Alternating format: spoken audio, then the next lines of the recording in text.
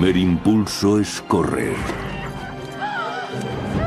¿Pero hacia dónde? Reza porque no existe el mañana.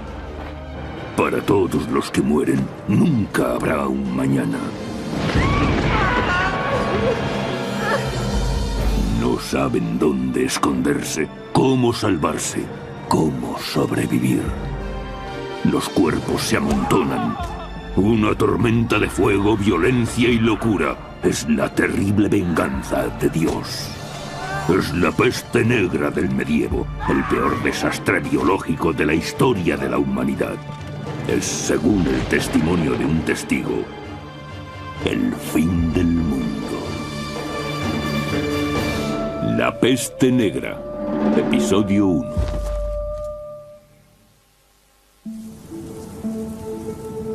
Año 1310, Toscana, Italia. A comienzos del siglo XIV, la civilización occidental experimentaba un periodo de gran prosperidad. Europa tuvo 3, quizá 4 siglos realmente prósperos. La Iglesia era poderosa y muchos monarcas también. Había crecido el comercio y con él las ciudades. La industria también creció. No hubo catástrofes naturales. El clima fue favorable. Aumentó la tasa de población. En efecto, fue una buena época para Europa. Pero esta expansión está a punto de topar con una nueva realidad. Súbitamente se produce un cambio climático. Las temperaturas descienden, helando las cosechas. Con asombrosa rapidez los años dorados llegan a su fin y las visiones apocalípticas comienzan a surgir. Llegaron los 4 jinetes del apocalipsis: hambre, plagas, guerras por doquier y la muerte, que no cesa.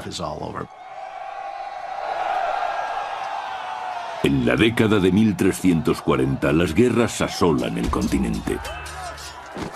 La crisis afecta gravemente a los campesinos, pero los nobles ven la oportunidad para hacer fortuna aprovechando el caos.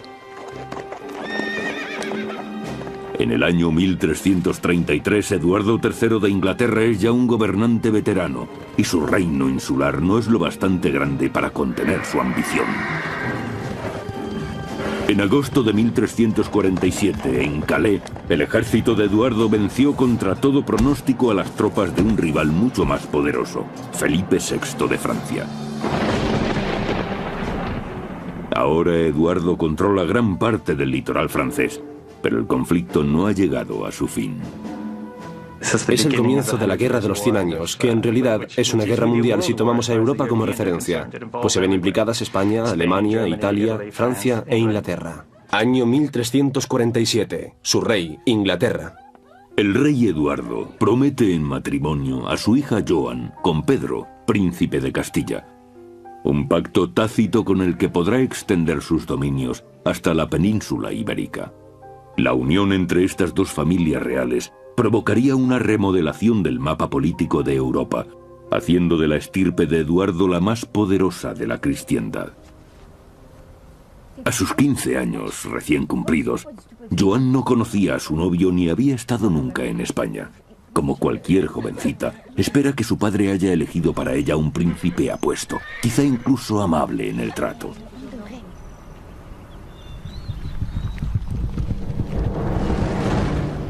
...650 kilómetros más al sur, en Aviñón, Francia, el Papa Clemente VI, vicario de Dios en la tierra, tiene sus propios planes.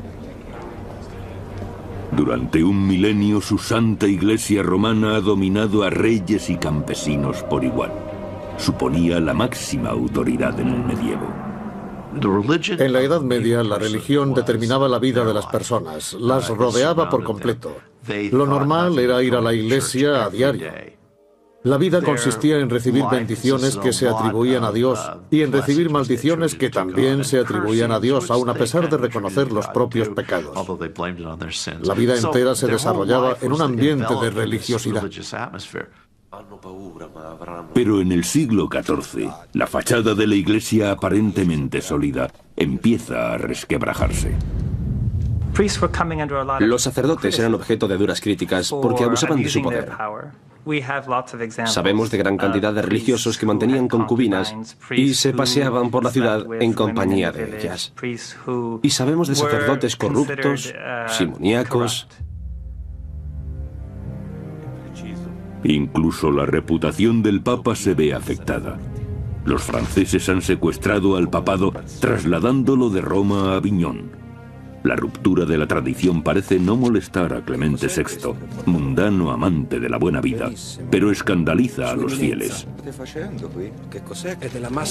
En contra de los escépticos, la palabra de Clemente sigue teniendo gran autoridad, pero ¿le servirá para guiar a su rebaño cuando su mundo empiece a desintegrarse?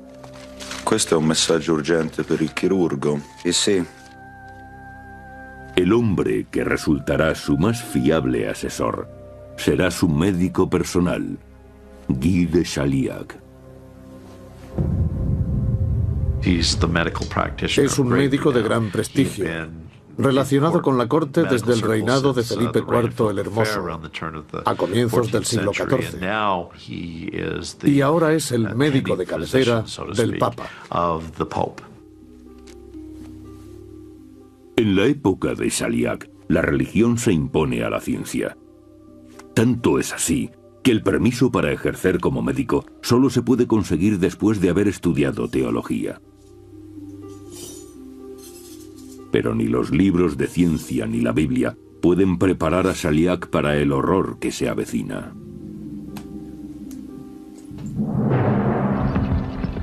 Año 1347. Baja Mongolia. Lejos, en Oriente, en las estepas mongolas, un terrible mal ha despertado. Es un agente de la muerte. El rumor se extiende. Millones de personas están muriendo en China, la India y en las tierras del Islam. Es muy interesante comprobar que estos rumores procedentes del este llegaban acompañados de descripciones apocalípticas sobre los orígenes de la epidemia.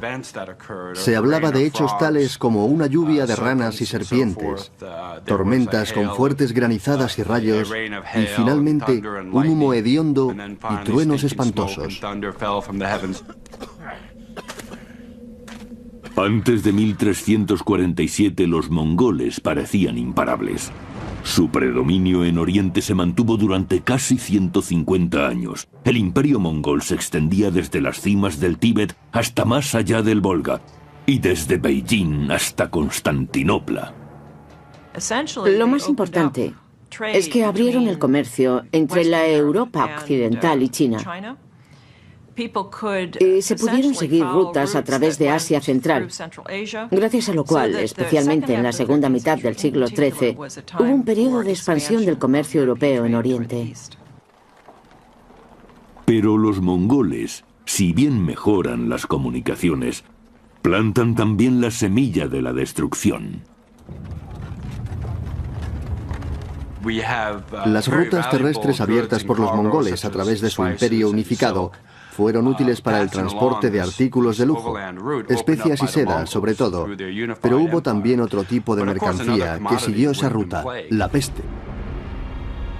Implacablemente la peste se arrastra por las estepas, acabando con poblados enteros y dejando tras de sí cuerpos hinchados con bubas malignas.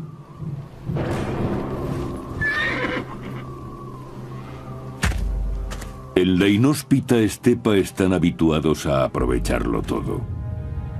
Los objetos valiosos como pieles y mantas se conservan. El resto es echado al fuego para intentar acabar con el demonio causante de esta tragedia. Pero el demonio viaja oculto en el botín. En 1347, cientos de miles de personas viajan a Occidente, a la pujante ciudad de Ginebra. Un criado se prepara para un peligroso viaje. Año 1347. Ginebra, Suiza. En el seno de una sociedad conformada por la doctrina de la Iglesia cristiana, este hombre ya está en peligro. Su nombre es Agimet y es judío. Los judíos necesitaban una invitación, un permiso expreso del rey para entrar en una ciudad.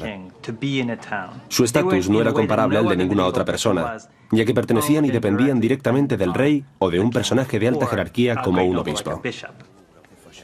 Por orden de su rey, Agimet se aventurará más allá de las montañas, a cientos de kilómetros, hasta Venecia, donde podrá adquirir objetos de lujo desconocidos en los mercados ginebrinos. Pero esta expedición también le hará conocer el mayor desastre de la historia.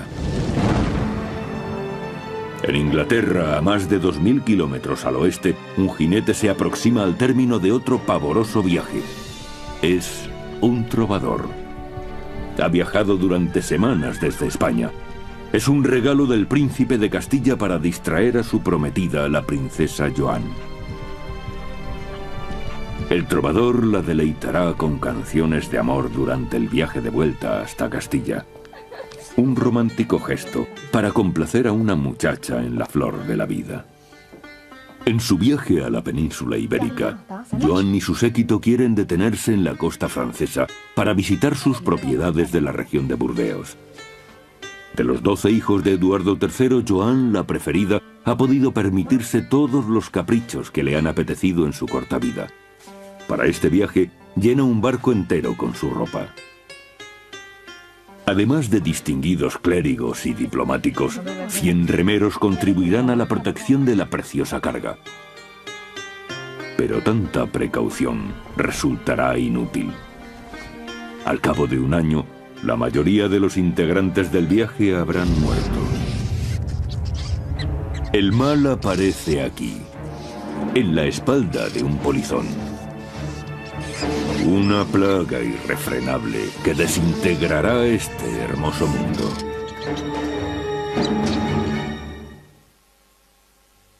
Año 1347. Mongolia Inferior. Las rutas comerciales abiertas por el Imperio Mongol impulsan la expansión de mercancías y personas, pero también de la peste hacia el corazón de Europa.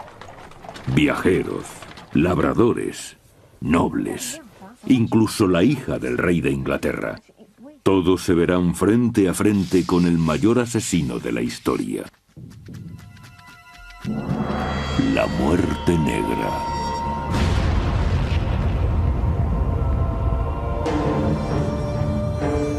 El término de las rutas comerciales mongolas es la ciudad portuaria de Kaffa, en el Mar Negro, punto de partida de los barcos mercantes con destino a Italia. En 1347 los mongoles atacan la ciudad cristiana de Kaffa con la esperanza de dominar tan estratégico enclave. Al principio, parece que la ciudad caerá bajo el sorpresivo asalto. Pero cuando la lucha es más enconada, los mongoles se enfrentan repentinamente a un enemigo inesperado: la peste. Afrontan entonces una acción desesperada.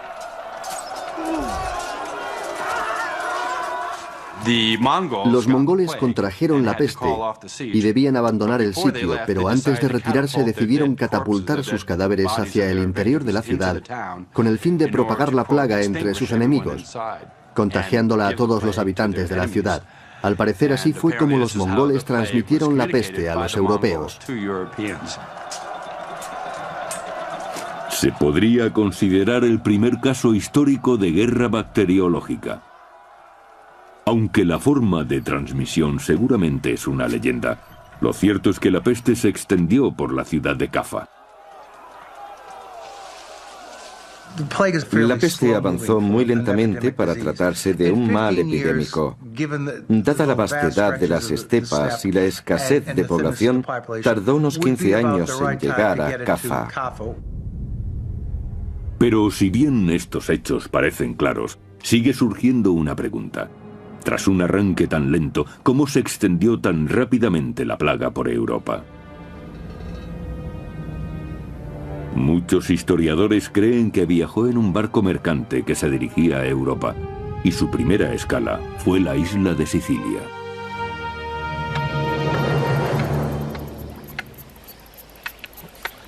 Año 1347. Mesina, Sicilia. Para los habitantes del litoral italiano, las olas siempre han sido portadoras de vida en el Mediterráneo. Pero este año es algo muy diferente lo que llega a sus costas.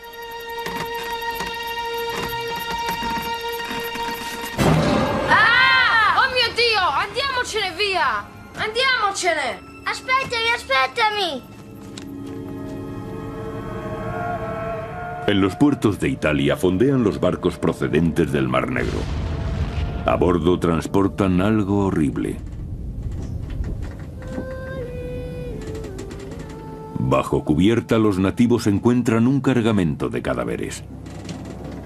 Los pocos supervivientes dicen llevar la enfermedad pegada a los huesos. Mio Dio, che male è questo? Cuando los habitantes de la ciudad comprenden el peligro, pretenden que el barco salga del puerto, pero ya es demasiado tarde. La peste ha desembarcado y las primeras muertes no tardan en llegar. No se trata de una enfermedad cualquiera, es dolorosa y repugnante. Sus víctimas tienen una fiebre altísima y sufren horriblemente. Al principio debió ser difícil diagnosticar la enfermedad a partir de sus primeros síntomas, tos, fiebre, escalofríos. Luego se producía una fuerte subida de temperatura. Y después, en un segundo brote, aparecen unas bubas que no tardan en desarrollarse.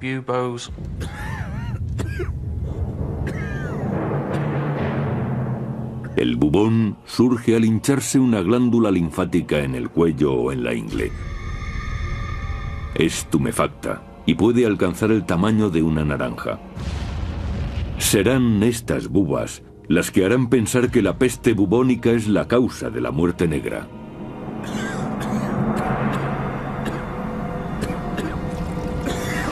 Se puede extender con gran rapidez. Se produce un brote infeccioso, descendiendo rápidamente la tensión arterial y dándose un colapso multiorgánico. El sistema vascular se dilata y aparecen las hemorragias. Los bubones en sí son muy dolorosos. Es una manera horrible de morir.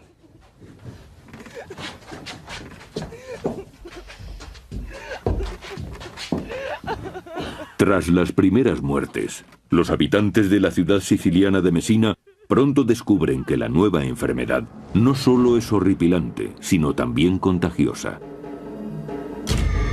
Se extiende rápidamente entre la población, sembrando el terror en toda la ciudad. Vino por mar y nadie había visto nunca nada parecido. Estas personas eran pioneros, como Colón, pero en el país de la muerte.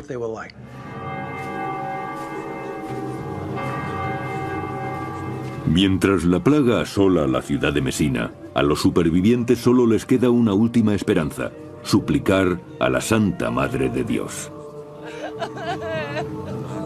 Los que aún pueden caminar recorren los 10 kilómetros hasta la ermita y transportan la imagen de regreso a la ciudad. Santa Madre, proteggici da questa malattia en nome di Cristo. Según el cronista italiano Michele Di Piazza, a pesar de los ruegos, la Virgen no acude en su consuelo. La llegada de la imagen no favoreció a nadie. La gente de Messina era tan temida y aborrecida que nadie quería estar en su compañía, ni hablar con ellos. Así que al verlos, la gente huía conteniendo el aliento.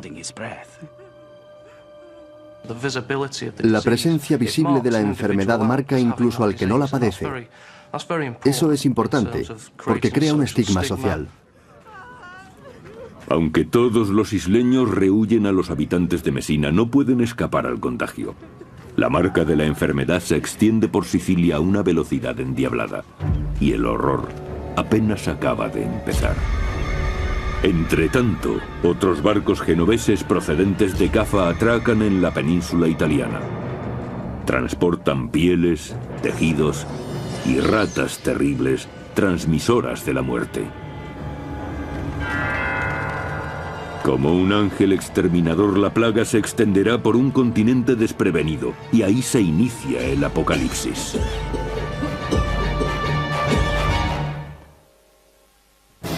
Año 1347. Messina, Sicilia. Ahora Europa se enfrenta a la mayor amenaza jamás conocida por la humanidad. De forma veloz y mortal. Pareciera no venir de ninguna parte y de todas a la vez. Cuando llega a las costas italianas, la gente está totalmente indefensa. La ciencia medieval vive hundida en las ciénagas de la superstición y la ignorancia.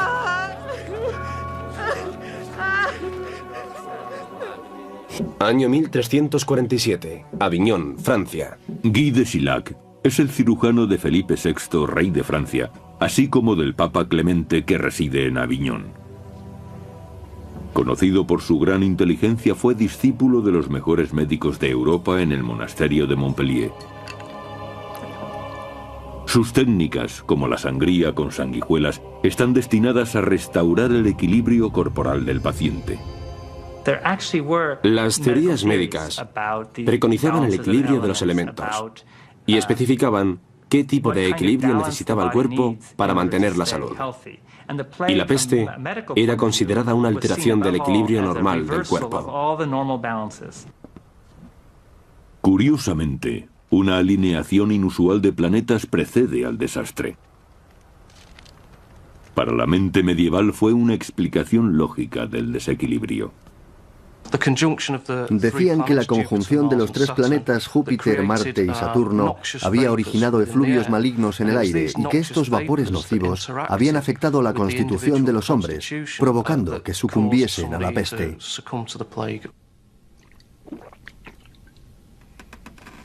Se trataba de la teoría de los miasmas. La plaga provenía de un miasma, un efluvio maligno.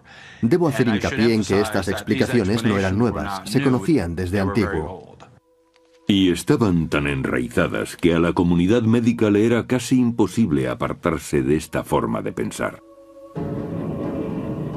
Lejos de los centros de poder de Aviñón y París, en las ciudades comerciales de Ginebra o Venecia, el pueblo tiene otras teorías menos sofisticadas sobre el origen de la peste. Han sido adoctrinados desde su nacimiento en la creencia de que tanto las bendiciones como las maldiciones provienen directamente de Dios. En la Edad Media, la relación lógica entre Dios y el mundo implicaba que Dios castigaba al mundo cuando el mundo pecaba. Según el cronista italiano del siglo XIV, Gabriel de Mussis, el castigo es algo merecido. Dios Todopoderoso vio que la especie humana se revolcaba en el lodo del pecado y la perversión, en el cielo de las malas acciones. Los hombres se dieron a numerosos vicios, ahogándose en un mar de depravación debido a su ilimitada capacidad para el mal. Ahora sabemos que no fueron los pecados ni el mal lo que atrajo a la peste negra. Era una enfermedad contagiosa, pero incluso hoy en día se sabe poco sobre ella.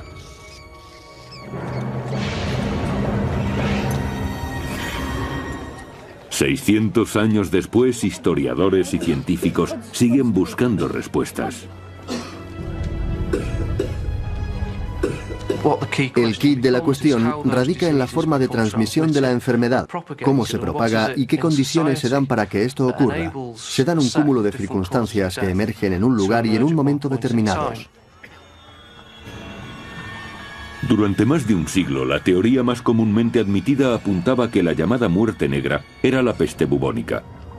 Causada por una bacteria llamada Yersinia pestis, es transmitida por pulgas y requiere un entorno muy particular para desarrollarse. En muchos sentidos, la Europa medieval parecía cumplir estas condiciones. Aglomeraciones urbanas, basura en las calles, un entorno insalubre en el que proliferaban las ratas y con ellas también las pulgas.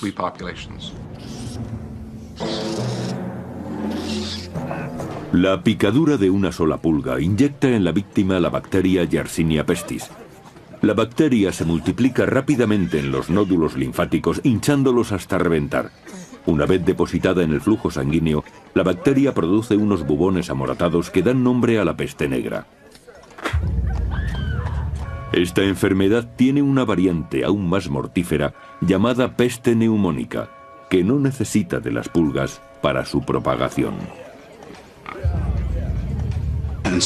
En algunos casos, la bacteria llega a los pulmones, se instala allí y empieza a proliferar. Cuando hay hemorragia en los pulmones y la persona tose, se producen expectoraciones sanguinolentas. Se escupen partículas de sangre y estas flemas infecciosas pueden fácilmente infectar a otra persona. Tanto las condiciones ambientales como los síntomas de la enfermedad indican que la peste bubónica era la causa de la llamada muerte negra. Pero algunos científicos no coinciden con esta teoría y se basan en un hecho evidente e inexplicable: la enorme velocidad de propagación de la enfermedad. Se extendió por Europa occidental en el curso de 4 o 5 años. Es una rapidez increíble teniendo en cuenta que no había trenes, aviones ni automóviles. Los viajes se hacían a pie o a lomos de animales y, sin embargo, la propagación fue rapidísima. Muchos dudan de que la peste bubónica pueda viajar a tal velocidad. La rapidez con la que se propagó la enfermedad no corresponde a la que conocemos como peste bubónica, y eso ha inducido a algunos historiadores a sugerir que quizá hubiera otro elemento implicado, otra enfermedad epidémica diferente. Algunos hablan de otro agente contagioso que podría ser el ántrax.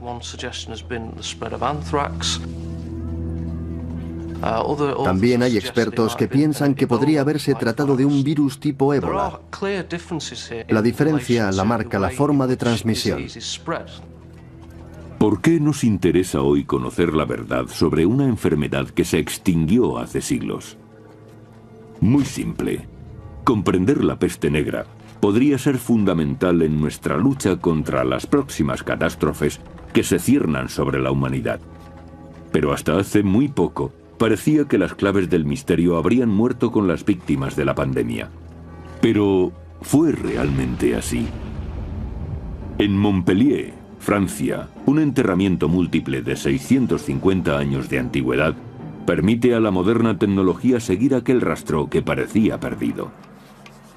Año 2003, Montpellier, Francia. Un equipo de investigadores franceses exhuma cuerpos de víctimas de la peste, ampliando nuestras miras desde una nueva frontera científica. Los estudios sobre la peste negra están todavía en sus inicios, porque se decía que no dejaba huella en los cadáveres, que era lo único que teníamos, pero que no conservaban tejido corporal. Pero ahora con el ADN también es posible estudiar los huesos. Este tema es controvertido, pero la posibilidad de ampliar nuestros conocimientos está ahí. Los científicos indagan en busca de un tesoro biológico: los dientes. Como un cofre hermético, un diente encierra el ADN que fluye en la sangre en el momento de la muerte, incluyendo quizá el agente causante de la misma. Hemos encontrado algo. Creo que es importante. Los dientes están intactos. Extrajeron los dientes de la mandíbula y examinaron la encía en busca de la bacteria de la peste, la Yersinia pestis. Según los resultados, el ADN correspondía a la de la Yersinia pestis. Pero se trata de un solo ejemplo, la única prueba objetiva de que la peste negra podía haber sido causada en verdad por la bacteria Yersinia pestis. Los resultados de dichos estudios nos acercan un poco más a la solución del misterio. Pero hay que seguir investigando y examinar más tumbas. El trabajo científico debe continuar. Año 1347, Aviñón, Francia. A Guy de Sillac, eminente médico del siglo XIV, los términos pulgas letales y ADN le sonarían tan grotescos como la confluencia de planetas y la cólera divina a nosotros. Él solo cuenta con la astrología y con su ingenio para combatir al mayor enemigo conocido por la humanidad hasta entonces.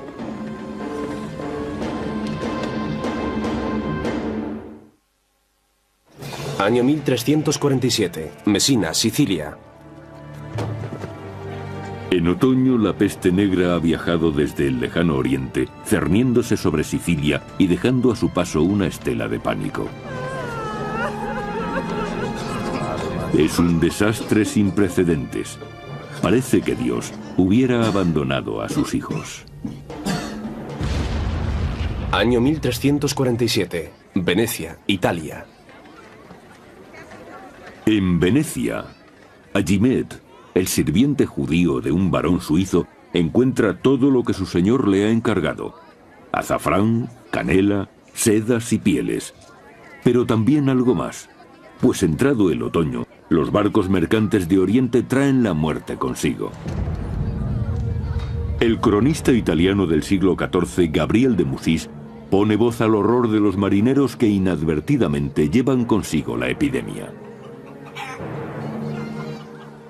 Para angustia nuestra, transportábamos los dardos de la muerte. Al hablar, nuestros labios esparcían veneno en derredor. Por supuesto, no tenían ni idea de que la peste se extendiera mediante una bacteria, organismo microscópico que no puede apreciarse a simple vista. Pero se dieron cuenta de que la enfermedad podía transmitirse de una persona a otra. Cuando Agimed inicia el regreso a Génova, el mundo que deja atrás empieza a desmoronarse. Los venecianos agonizan y mueren en la increíble proporción de 600 al día.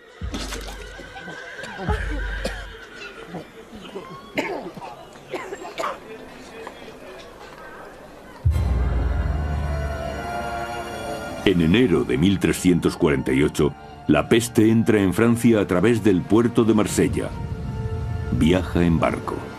Por vía marítima también se traslada a España. En Barcelona perece el 60% de la población.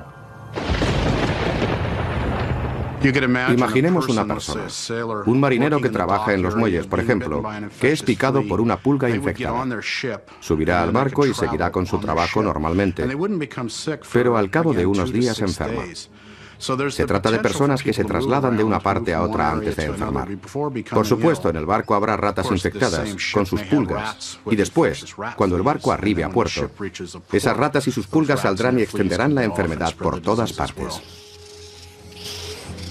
1348. Aviñón, Francia. A comienzos de primavera, la pandemia llega a la desembocadura del Ródano, a Aviñón, donde reside el Papa. Vignelet, je vous en supplie. La maladie frappe à la porte. Doctor, no te permito protegerla. Aunque Guy de Siliac le apremia para que huya, Clemente VI se niega a abandonar su palacio. En agosto de 1348 la peste alcanza París y la mitad de su población muere. Cuando se acerca a Burdeos también llega allí la princesa inglesa Joan, después de su travesía marítima. Año 1348, Burdeos, Francia. Permanecerá unos días en la residencia familiar, continuando después hasta Castilla para encontrarse con su príncipe. Joan es quizá la mujer europea más protegida en estos momentos, pero los arqueros y las murallas no pueden defenderla de un enemigo invisible. No, no, no! Vous ne pouvez pas passer ici! No! C'est très dangereux pour la princesse! Como un fantasma, la peste ataca sin ser vista, aniquilando familias, vecindarios, la abadía local, toda la ciudad. Pero antes de sembrar la destrucción, alimenta el terror. Nadie podía hacer nada. Y esa sensación de impotencia, al encontrarse frente a un peligro que no se podía controlar, es lo que hace de la enfermedad algo tan dramático. Intentemos imaginar lo que debe ser oír que en la ciudad del otro lado de la montaña ha muerto ya el 75% de la población. Porque así era en efecto. Antes de que la peste alcanzara un lugar, ya se tenían noticias de su cercanía. Y la población tenía tiempo de pensar en lo que se avecinaba. Realmente, no puedo imaginarme un tormento mayor. 1348, Cornwall, Inglaterra. Llevados por el miedo, los burgueses huían de las ciudades, dejando a los pobres abandonados a su suerte. En las obras literarias de la época se habla de la cobardía de estos personajes, de los ricos que escapan de la ciudad. ¿Quién queda, pues, para hacer frente a la muerte? ¿Quién queda en las ciudades sufriendo sino los pobres, los que no pueden huir como lo hacen los ricos? En Inglaterra, Eduardo III y su hijo mayor se retiran a una de sus propiedades campestres, cerrando el paso a los visitantes.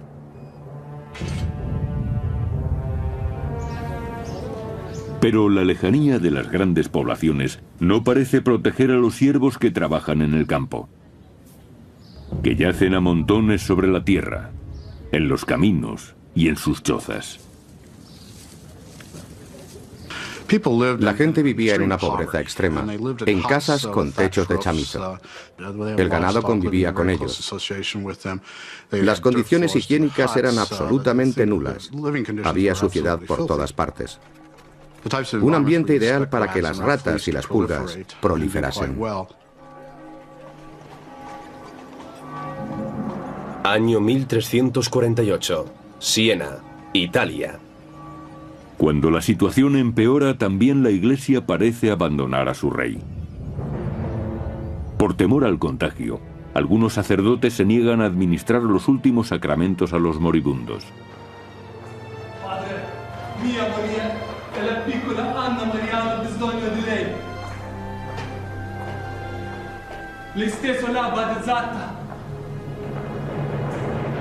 Para las gentes del medievo, morir sin recibir los últimos sacramentos es una perspectiva más aterradora que la propia muerte.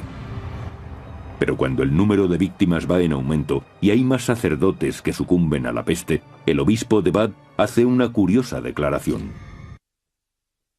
Si una persona en peligro de muerte no puede ser asistida por un sacerdote, deberá confesarse con un hombre laico, o si no hay ningún hombre presente, también servirá una mujer. En estas circunstancias el instinto de supervivencia supera a los sentimientos heroicos. Ni siquiera los lazos familiares pueden unir a sanos y enfermos, como atestigua un gran escritor de la época, Giovanni Boccaccio. Los familiares no merecían más cuidado que los perros. Les arrojaban comida y bebida al lecho y después se les abandonaba. Al principio, si una persona enfermaba, la familia se ocupaba de ella y los vecinos colaboraban. Pero al advertir el contagio es fácil imaginar que pronto todos dejaron de ayudarse. Cuando ves que una de cada 3 personas muere, eso lógicamente afecta a tu mentalidad. Por supuesto, influye el temor, porque todos se preguntan, ¿seré yo el próximo? ¿Me atacará la peste a mí también? ¿Me llegará a través de mi padre, mi hermano o mi hermana? A esta falta de compasión se refiere el cronista de Siena, Agnolo di Tura. El padre abandonaba a su hijo, la esposa al marido, un hermano a otro, porque esta enfermedad flagelaba igualmente al cuerpo y al alma, y así morían. La tasa de mortandad era tan alta que la fe de las personas se veía afectada hasta lo más hondo. Las enseñanzas que habían recibido de la Iglesia parecían no consolar a nadie, parecía que no fueran aplicables a esta situación. La muerte rondaba por todas partes, nada tenía sentido. Los cimientos de la sociedad se desmoronan. Nadie sabe cómo recomponerlos. Era la venganza de Dios por la depravación y los pecados de los hombres. ¿Qué mejor manera de responder que mediante actos de penitencia extraordinarios para borrar esos pecados? Y así el pueblo aterrorizado siguió a los fanáticos que se castigaban a sí mismos en una brutal imitación del sufrimiento de Cristo.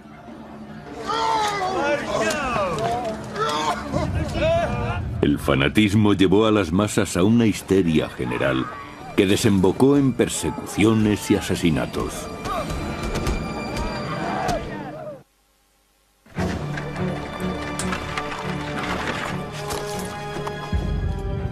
En 1348, la peste negra que partiera de Sicilia llega a Inglaterra en barcos mercantes plagados de ratas.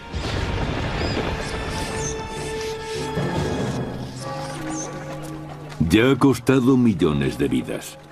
En cada aldea, en cada granja, se apilan los cadáveres en número creciente, provocando una nueva crisis, porque no se sabe ya qué hacer con ellos. Si hablamos del 10% de una población de 100.000 personas, estamos hablando de 10.000 cadáveres. ¿Cómo se entierran 10.000 personas que han fallecido en un espacio de tiempo muy corto? ¿Dónde se encuentra la gente que se ocupe de eso? ¿Dónde están los carros para llevarlos? 1348, Londres, Inglaterra. Las únicas personas que estaban dispuestas a transportar a los muertos eran hombres y mujeres que vivían retirados en las montañas o en el campo y que por un precio sustancioso se arriesgaban a tener contacto con los cadáveres.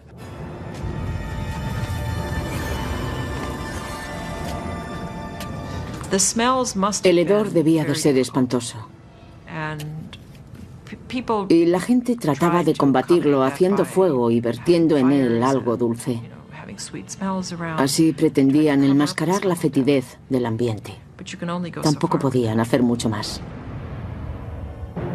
Durante el verano de 1348, en Londres, hay que buscar enterramiento para casi 300 cadáveres al día. Y en Aviñón es todavía peor. En solo 6 semanas, 11.000 personas son enterradas en un solo cementerio. Se decide entonces que el Papa bendiga el Ródano y los cadáveres incontables reciben sepultura anónima en el río. Pero quizá eso sea preferible al enterramiento en masa que se practica en Italia. Los enterraban por capas, como en una lasaña. Echaban una capa en el fondo, un poco de basura encima, más cadáveres, más basura, una tercera capa y los cubrían.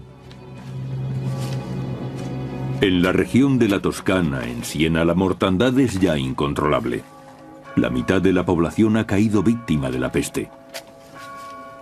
Un ciudadano de Siena, Agnolo di Tura, se lamenta amargamente.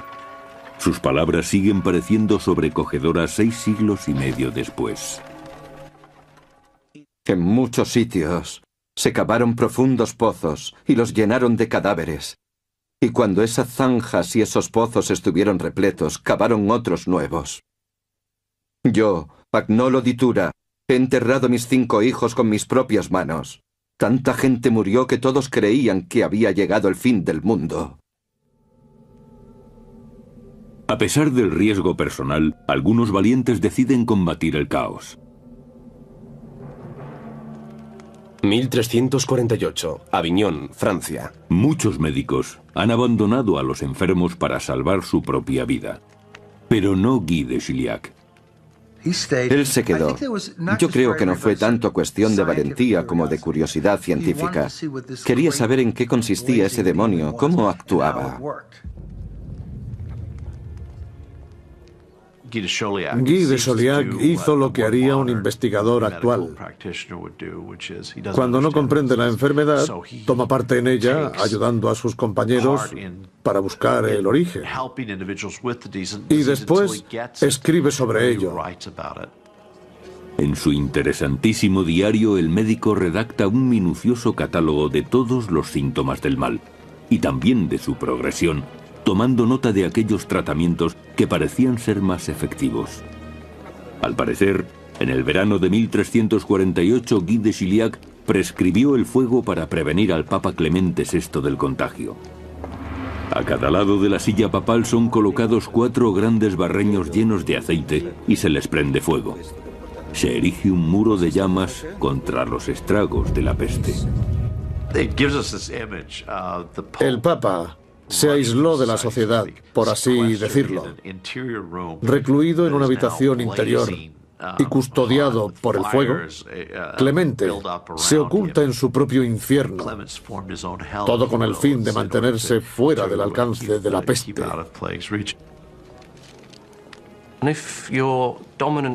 Si la teoría dominante en la época Dice que la causa de la enfermedad son los vapores nocivos del aire y el humo expelido por el fuego tiene un efecto purificador, entonces se comprende su uso con el fin de evitar el contagio. Sea por el fuego o por la buena suerte, el Papa sobrevive a la peste. No así la princesa Joan, la hija predilecta del rey de Inglaterra. Al igual que casi la mitad de la población europea, también ella cae víctima de la peste negra. Su padre, Eduardo III, no puede más que lamentarlo. La destructiva muerte que se apodera igual de jóvenes que de viejos ha arrancado de nuestro lado a nuestra hija más querida, a la que amábamos sobre todas las cosas.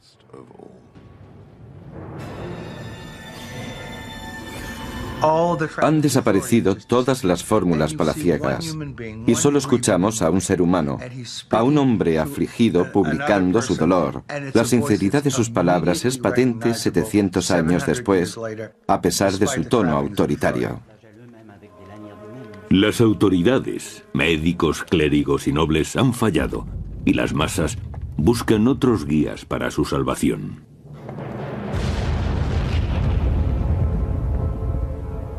En la región de Renania, en Alemania, los fieles actuarán por su cuenta.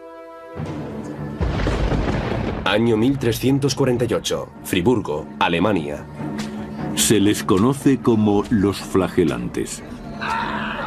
Son fanáticos que creen que Dios se apiadará de ellos si remedan la pasión de Cristo.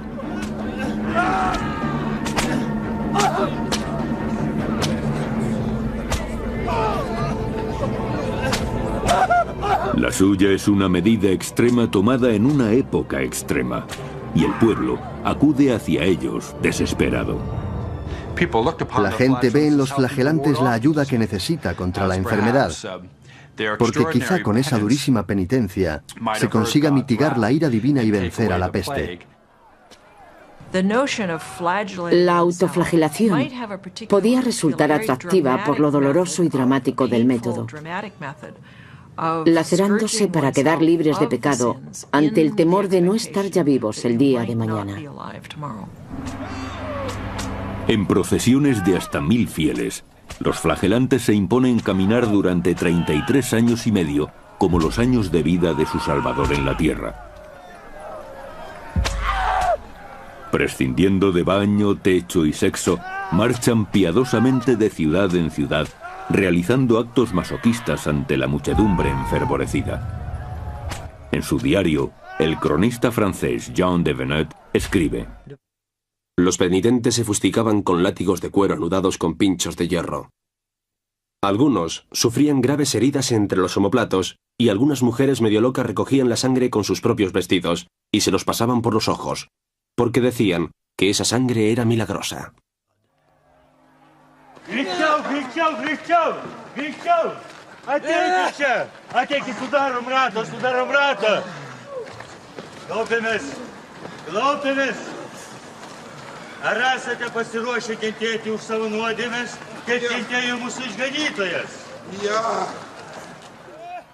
El Papa Clemente se siente amenazado ante la creciente influencia de los flagelantes.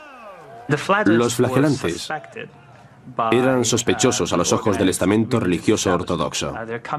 Cuando llegaban a una población, solían provocar un gran revuelo, acompañado muchas veces de protestas contra las autoridades locales y las órdenes religiosas. Con la propagación de la epidemia se evidenciaba que todas las instituciones medievales, incluida por supuesto la Iglesia, no eran tan poderosas. La peste igualaba a todos, desde las autoridades hasta el más mísero de los campesinos. El proceso es difícil de encauzar. Las masas esperan un milagro y los flagelantes parecen dispuestos a facilitárselo. Fue la consecuencia de las procesiones de los flagelantes y sus sermones.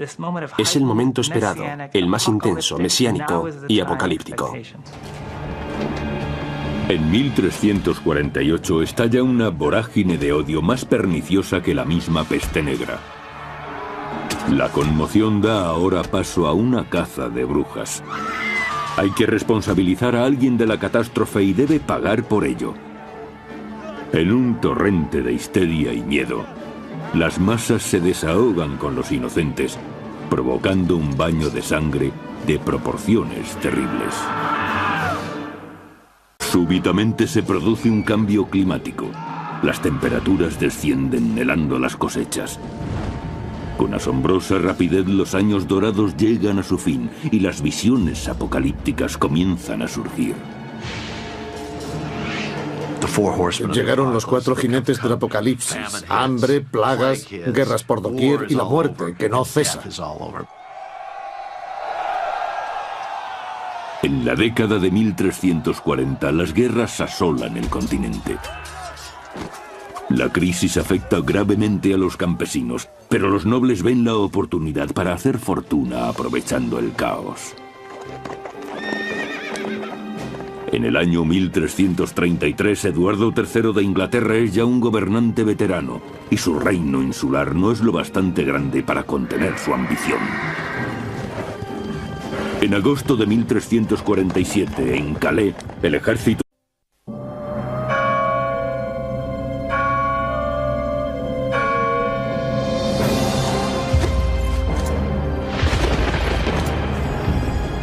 El primer impulso es correr. ¿Pero hacia dónde? Reza porque no existe el mañana. Para todos los que mueren, nunca habrá un mañana. No saben dónde esconderse, cómo salvarse, cómo sobrevivir. Los cuerpos se amontonan. Una tormenta de fuego, violencia y locura. Es la terrible venganza de Dios. Es la peste negra del medievo, el peor desastre biológico de la historia de la humanidad. Es, según el testimonio de un testigo, el fin. No he estado nunca en España. Como cualquier jovencita, espera que su padre haya elegido para ella un príncipe apuesto, quizá incluso amable en el trato.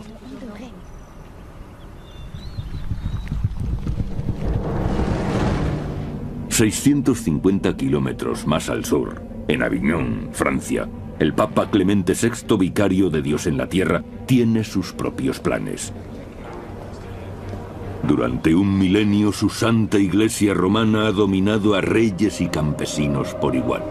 Suponía la máxima autoridad en el medievo. En la Edad Media, la religión determinaba la vida de las personas, las rodeaba por completo. Lo normal era ir a la iglesia a diario. La vida consistía en recibir bendiciones que se atribuían a Dios y en recibir maldiciones que también se atribuían a Dios, aun a pesar de reconocer los propios pecados. La vida entera se desarrollaba en un ambiente de religiosidad. El mundo. La peste negra. Episodio 1.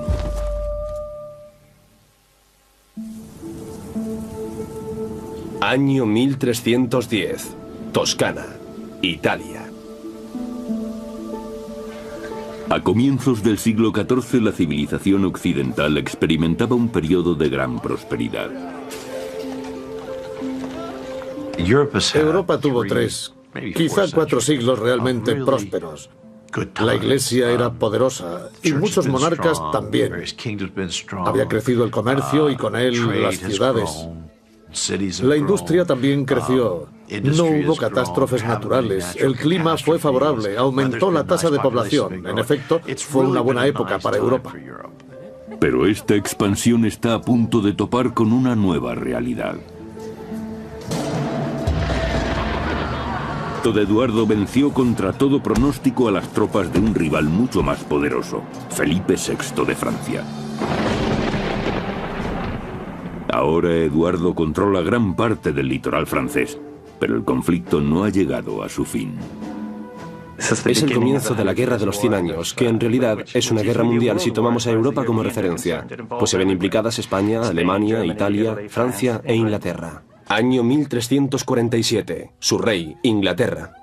El rey Eduardo promete en matrimonio a su hija Joan con Pedro, príncipe de Castilla. Un pacto tácito con el que podrá extender sus dominios hasta la península ibérica. La unión entre estas dos familias reales provocaría una remodelación del mapa político de Europa, haciendo de la estirpe de Eduardo la más poderosa de la cristiandad. A sus 15 años recién cumplidos, Joan no conocía a su novio ni había